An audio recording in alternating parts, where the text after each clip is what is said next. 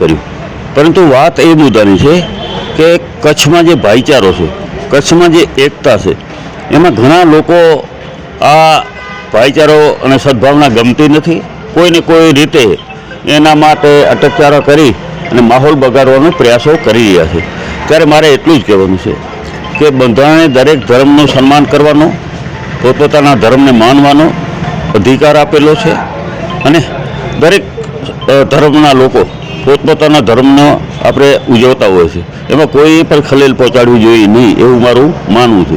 હિન્દુના તહેવારો હોય તો હિન્દુના પણ આપણે હોર્ડિંગ્સ લગાવીએ છીએ, જેમ કે રામનવમી હોય, શિવરાત્રિ હોય, જન્માષ્ટમી હોય, આવા તહેવારો હોય આપણે પણ બધી અલગ અલગ જગ્યાએ આપણે હોર્ડિંગ્સો લાગતા હોય. તો આઈ લવ મોહમ્મદ એટલે હું મારા ભગવાનને પ્રેમ કરું છું, એ જ અર્થ થાય, બીજો કોઈ થતો નથી. અને દરેકને પોતાના ઈષ્ટદેવ પ્રત્યે શ્રદ્ધા હોય, એમાં કોઈ નવાઈની બાબત પણ નથી. પરંતુ જે રીતે અત્યારે કચ્છનો માહોલ, કચ્છમાં વર્ષોથી ભાઈચારા અને એકતા ખૂબ મજબૂત છે. એમાં 1992નું બાબરી મસ્જિદ હોય કે 2002નું ગોધરા કાંડ હોય, ત્યારે પણ કચ્છમાં બધા સાથે મળીને ભાઈચારાથી શાંતિથી આપણે રહેલા હતા. અને આજે પણ એકબીજાના તહેવારો હોય, ઉત્સવો હોય, ધાર્મિક કાર્યક્રમો હોય તો બધા એકબીજા સાથે મળીને આપણે કાર્ય કરતા હોઈએ છીએ. પરંતુ હમણાં ક્યાંક ને ક્યાંક અમુક તત્વો છે એ માહોલ બગાડવાનો પ્રયાસ કરે છે અને અત્યારે આ સરકાર પણ એમને ક્યાંક પ્રોત્સાહન આપતી હોય એવું અમને લાગે છે. પોલીસને પણ કહેવા માગીએ છીએ, પોલીસ પણ એમના નિયમ અને કાયદામાં મર્યાદામાં રહીને કાર્ય કરવું જોઈએ. દરેક પોતપોતાના સમાજના ધર્મ કે એને માટે થઈ અને કોઈ કાર્ય કરતા હોય તો એમાં ખલેલ પહોંચાડી તો એ બરાબર નથી. હવે આ બેનર કોઈ એવા નહોતા કે ક્યાંય પણ એમાં અશાંતિ થાય, હું નથી માનતો, પરંતુ અમુક લોકોને જે એના ચશ્મા જેવા પહેરેલા હોય એને દેખાતું હોય કે આમાં ક્યાંક આ અશાંતિ થાય એવું છે, તો આ ખોટું છે.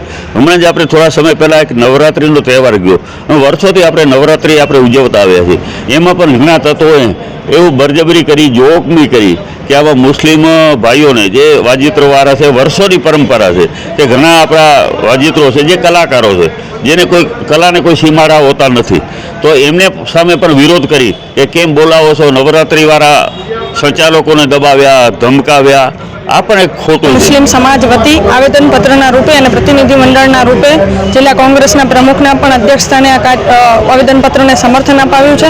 ખાસ કરીને આજથી 10 દિવસ પહેલાં મોહમ્મદ પૈગંબર સાહેબના બેનર જે સર્વ ધર્મ માટે સન્માન્ય છે, એમણે પોતાના સંદેશમાં પણ કહ્યું છે કે અલ્લાહ પાસે કે મારી ઉમ્મત ઉપર રહેમ ફરમાવજો, એટલે કે સમગ્ર માનવ જાતિ માટે, સજીવ સૃષ્ટિ હોય કે નિર્જીવ સૃષ્ટિ હોય, એમના માટે જેમણે દુઆ કરી છે એ સમાજના લોકો માત્ર ને માત્ર પોતાના ઈષ્ટદેવ, હું કૃષ્ણ ભગવાનને પણ ફોલો કરું છું, રામ ભગવાનને પણ ફોલો કરું છું, હનુમાન ભગવાનને પણ ફોલો કરું છું, તો હું એને પ્રેમ પણ કરું છું એક હિન્દુ દીકરી, બ્રાહ્મણ દીકરી તરીકે.